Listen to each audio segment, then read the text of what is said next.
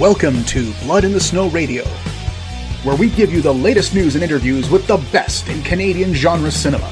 Here are your hosts, Robert Bellamy and Festival Director Kelly Michael Stewart.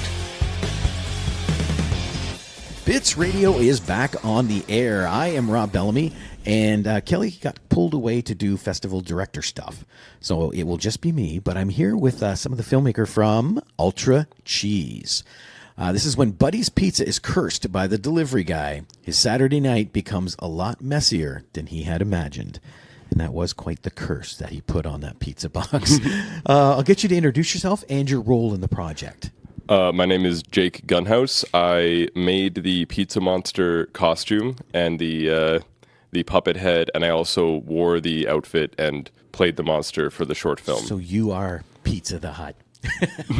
Yeah, a lot of people bring up the Pizza the Hut inspiration, but it actually came from, I used to work at Sunbelt Rentals, and the director of photography, Benji Irwin, was working there, and we got talking, and he asked, do you think that you could make a pizza man, because he saw some of my makeup effects I had done, and him and the director, Kyle Dunbar, were actually, they say they were talking about an idea that came from an episode of Teenage Mutant Ninja Turtles called Case of the Killer Pizzas.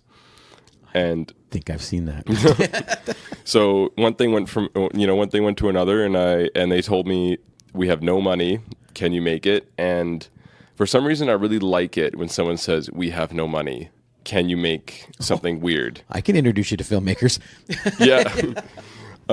So I just made him with like no budget, just basically out of scrap material, you could call it. Well, it looks so good, and that's the part about it. It's fun. So you're not going for that realism of dripping cheese and whatnot, but it's so much fun. Yeah, I really tried my hardest to make like the bumpy texture. The bumpy texture on the head was the Great Stuff crack foam spray. Okay. How to make that's how you make the bumpy cheese texture, and the pepperonis were pieces of red felt that were actually colored and dipped in like Mod Podge, which is basically white glue, so they got hard and shiny, and stuck them to the whole costume. That's a great idea. And the costume was a morph suit that had cut up latex gloves as like a skin with mushed up paper towel that was soaked in liquid latex and left to dry, because it makes this nice natural looking burned skin. But then I made it yellow, and then it looks like a cheese monster. Oh, that is wicked. Because yeah, it did. It looked great. Like especially when he first comes out of the box. Oh yeah, it was great. Yeah, you can. We added a bit of glycerin jelly to make him look greasy and shiny too, so he would like twinkle and look actually like fresh. How hard was it to come out of that box? We pre-cut it, and that was actually basically a green screen onto that coffee table. The actual box was ripped open so I could basically step forward into it. There was sort of like a U-shaped indent, and then the lid was basically intact but had pre-cut rips, and I just had to like twist and crawl out of it. The thing is, I really like Silent Hill a lot, so I was taking some inspirations from the way the monsters would move in the Silent Hill games, just really twitchy and all the joints are spinning. So I just felt really alive when I'm just in a monster outfit and no one can really see what I look like, and I just got to convince that I'm a creature of some kind. That's true, because they can't see you, so you can be anybody. Mm-hmm. And I like to make funny faces behind the mask for photos, and they don't know I'm doing it. But yeah, like all these little tricks, they came from when I was a kid. I started watching a lot of like horror films. I basically didn't stumble across animated movies.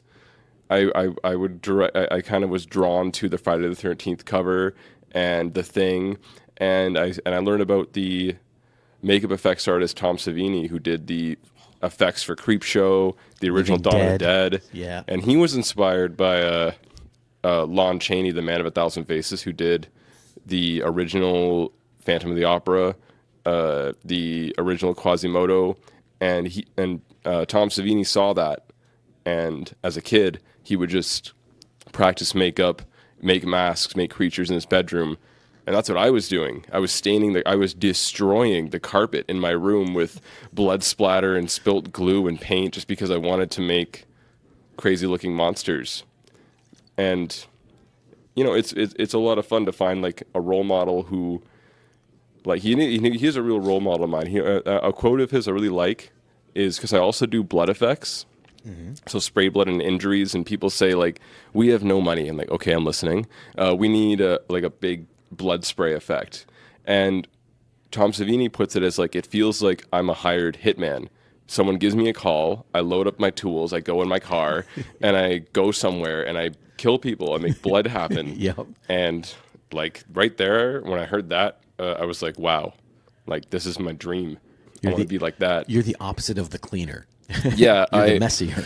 Well, I did have to learn how to like clean up, because like, because when you go to a location, you can't leave blood on the walls and stuff. So You do frown on that. yeah, but turns out you can actually mix clear dish soap into fake blood, and then it basically cleans itself. So little trick for you there. Oh, neat. Yeah, it makes it not like, because it has already like the soap in it, it's like already the moment it touches something is already cleaning itself off. It's a neat little trick.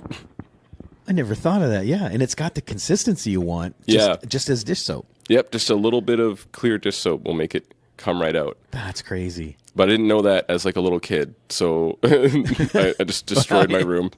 Your mom wishes you did. It's in the past. Yes, exactly. So you do this for a lot of films, or? I do a lot of short films. I'm looking to do more bigger, more ambitious projects.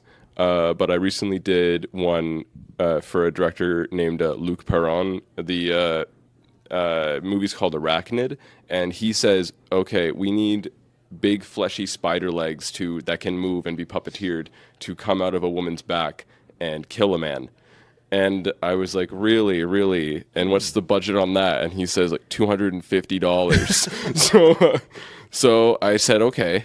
And challenge accepted. If you watch it, they look good, but there are just plumbing pipe, the pink insulation foam board that you would like insulate a garage with, because you can you can carve it into anything, and it's so easy to carve, and it weighs nothing, and just little hinges and just the wrist portion of latex gloves for the knees, so they bent like the flesh of a finger joint. Okay. And just a lot of liquid latex mixed with Dollarama paint and Halloween paint from Spirit Halloween.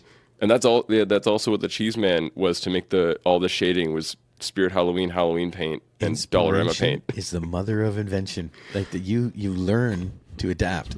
I do love it. I do love getting that sort of call and wondering, like, someone will say, "Can you make it look like my skin is falling off?" I want to look like Hellraiser with no skin on it on my face, and I kind of looked online how they did it, and I saw on an online prop store a mold of the original Hellraiser muscle makeup. Oh, okay. And that sort of told me how to do it. I could see how it was all sectioned out. So I basically copied it with, liquid latex from Spirit Halloween, and I sculpted the muscles onto a face of a mannequin that's used for wig heads, and I molded that face to make the muscles for his face instead of doing the whole head cast thing. And then you just layer the layered muscles each muscle and the part on his nose, and it was for a band called Afraid. It's actually the younger brother of the Arachnid director who wanted the spider legs. Oh wow! So yeah, it's been fun doing like little indie projects. I don't know. I get some thrills out of a smaller budget team with big dreams. It's almost that DIY filming as opposed to corporate, this is how we do it and build the process and whatnot. It's more creative. Yeah, I do want to do like more professional level assemblies, because I'm making all this stuff in my apartment. I don't really have a shop, but that's the dream, is to have a shop or at least a garage to have it all set up in. The new Stan Winston. Oh, I actually did look at a Stan Winston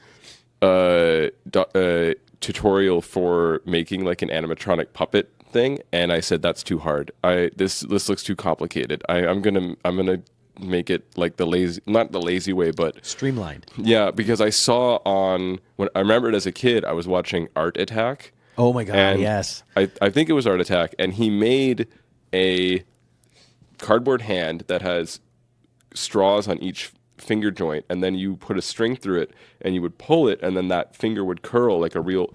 So, I saw that episode. Yes. Yeah. So for the spider knees, there's that system, but on the above, like the top of the knuckle, there was a really strong elastic band. Or no, I changed it to springs that when you relieve tension on the string, it pulls itself straight, so you don't need to pup it as much from above, and it really worked. It really worked out, and I only have one of the legs. We sort of gave the legs out. Oh. Because they were big. They were like 6.5 feet long. Oh wow! Like yeah, each of them fleshy spider legs, and I had to make them in my 1-bedroom apartment. But I'm really proud of like that sort of like it's all about the final product. Like if you crack it open and you see like the bubble gum and the lies that it's held together with, like as long as it's on screen and it has its moment to shine, then that's worth it. And I actually made that cheese head not a very long time ago, like well over a year ago now. And I brought it up to the screening, and it's still holding up. You know, all those cheap materials, like the tendons still stretch. It still looks pretty much the same as it did. So not only do I use cheap like materials and methods, but the result seems to last. It's durable. Yeah, which I'm pretty proud of. And that's impressive, too, because that latex doesn't break down pretty quick, especially when you get the cheaper latex like Spirit Halloween or Dollarama or Value Village, you know? Yeah. And it does wear, like, you can wear it down if you hit latex with spray paint. It'll wear it down. It'll mess it up. Oh, the chemicals in the paint. Yeah, it sort of makes it, like, start to come apart, but very slowly. Like, it makes it weak. So the spider leg knees are sort of, like, now those ones just in the knees are starting to rip it. You can see the hardware on the inside, which is kind of cool. You can see the steel cable and the joints and the springs that make up the finger joints, which I kind of like to see. So now it's like a Terminator spider. Oh, there we go. If someone come to me with a pitch for Terminator, I literally saw the light over your head go on. Next project. We'll see is if someone says I need to make a Terminator spider and I have no money, I'll bite. That's awesome. Well, man, congratulations on the film. It was so much fun to watch. Like I said, especially that little dance that he did for the curse. That was a blast. Oh, that was so much fun to film. Yes. Well, congratulations. Thanks for being here, and good luck in the festival. Well, thanks for having me. It's been great.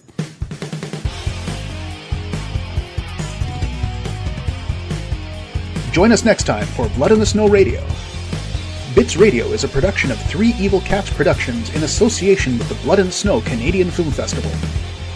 For more information and to listen to other episodes, visit bloodinthesnow.ca and tweet us at BitsFilmFest. Music by Jen Gorman, produced and edited by Kelly Michael Stewart. I am Eduardo Correa.